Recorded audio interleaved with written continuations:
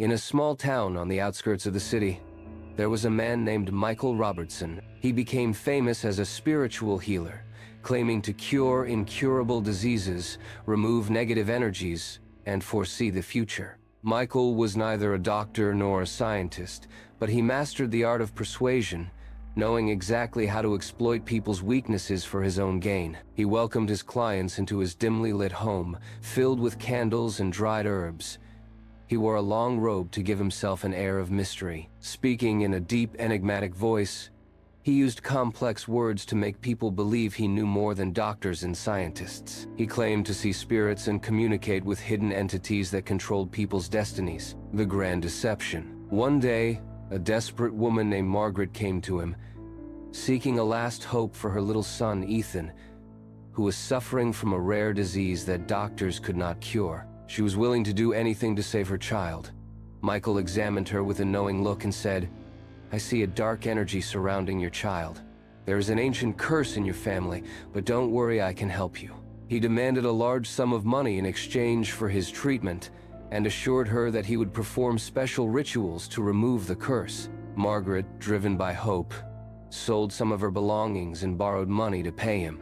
Michael performed strange rituals, burning papers, chanting incomprehensible words, and waving his hands over the child's body. After several sessions, he convinced Margaret that Ethan was improving, even though his condition remained the same. But with each session, Margaret paid more, believing that a full recovery was near. Exposure and collapse. One day, a well-known doctor in town, Jonathan Miller, heard about Michael. He realized that many of his patients had abandoned medical treatment and turned to the so-called healer. Determined to investigate, he disguised himself as a patient and visited Michael, complaining of chronic headaches. Jonathan quickly noticed that Michael used the same phrases with every creating a false problem, and then claiming to be the only one who could fix it. Gathering evidence, he reached out to former victims. When he confronted Margaret with the truth, she was in shock. How could the man she had pinned all her hopes on be a fraud? But when Ethan's condition worsened, and doctors told her that delaying proper treatment had made things much worse, she completely broke down.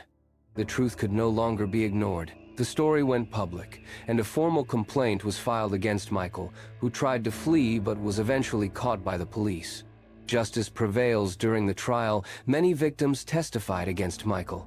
They had lost their money and health because of his lies. He was charged with fraud and causing serious harm, resulting in several years of imprisonment.